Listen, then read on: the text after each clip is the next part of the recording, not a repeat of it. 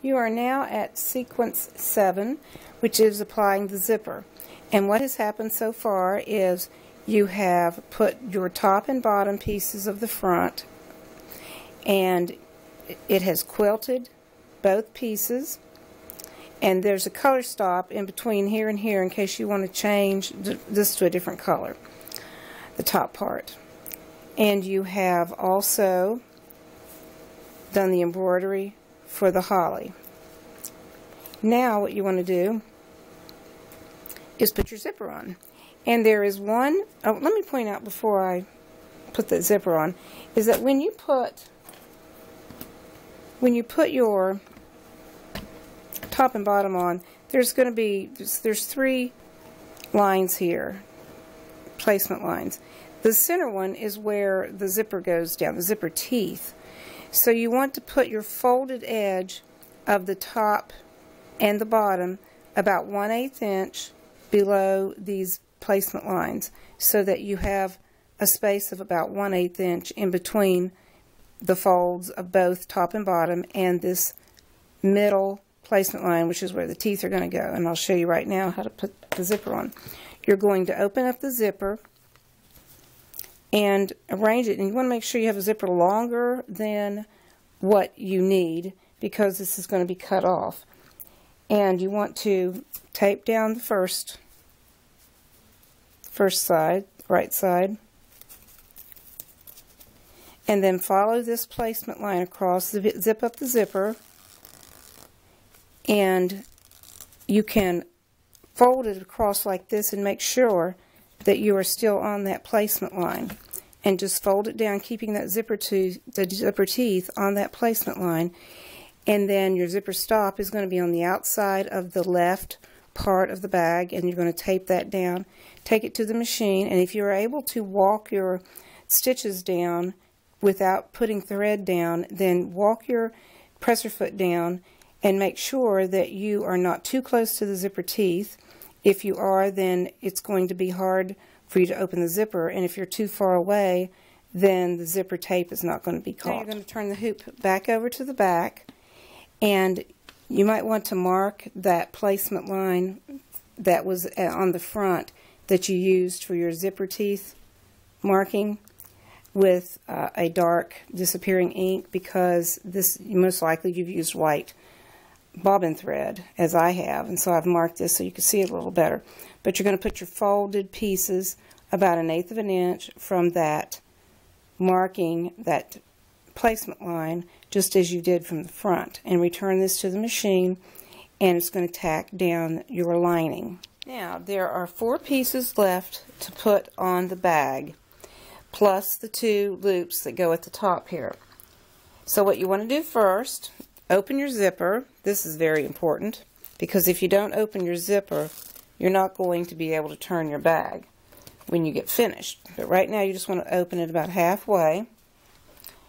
Turn your hoop over to the back, and you're going to put the optional interior pocket on the back. And the way you line that up, you just kind of eyeball it. And I like to put it like just underneath the zipper. And I have interfaced this. You can also stick a piece of stabilizer inside the folds, because this is folded. The fold edge is what goes at the top here. You want to tape this down, and depending on the machine that you're doing, I find painter's tape sticks if you're using a single needle, sticks to, because the bed is so close to the hoop, whereas in the multi-needle that isn't the case, and you can use painter's tape. So I'm doing this on a single needle, so I'm using regular Scotch tape, or you can put pins. I'll probably put pins on the bottom here. Now after you get the pocket on, you want to turn it over. Let me point out that also while I'm back here, these 2 pieces, if you remember, the first thing you did was you put 2 folded pieces, a 1.5 inch on the top, and then the bottom had the larger piece. You do the exact same thing for the back, and this is going to be on the inside, and it's going to be facing the piece, one of the pieces that does not get folded. And that's going to go on here shortly. But right now we're going to put the, now looky there, my pocket came off. So put it back on. Of course you want to put it on much better than this for when you're actually putting it in the machine. And then on the front, you're going to take your completed hooping one and you're going to turn it face down. This has already been washed off. Now, if you did the patriotic bag, the instructions said do not wash off yet until after the completed bag. And since that time, I have come to realize that it's actually better to go ahead and wash the wash-away stabilizer off of this hooping here.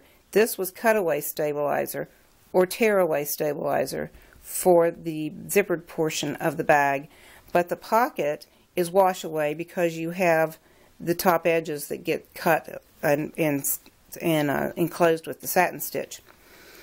So I have already washed this and dried it.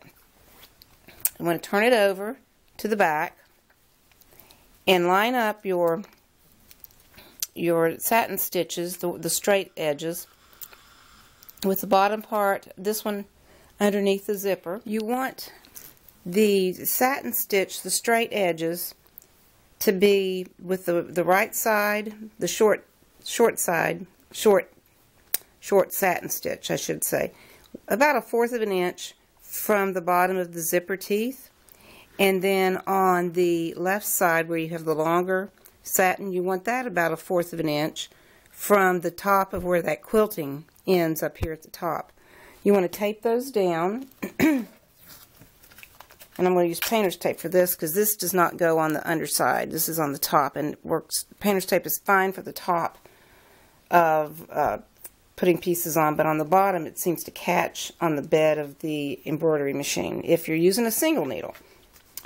Alright, then on top of the back side of the pocket, you want to put the fabric that is going to show underneath the pocket.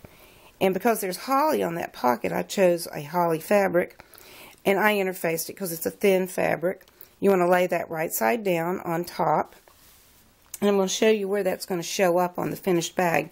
Here's the pocket, and then here's the piece that is going to show underneath the pocket. So when you, or underneath the pocket face, I should say. So as you can see, you can just slightly see this fabric peeping out from behind the front of the pocket, the decorative section of the pocket.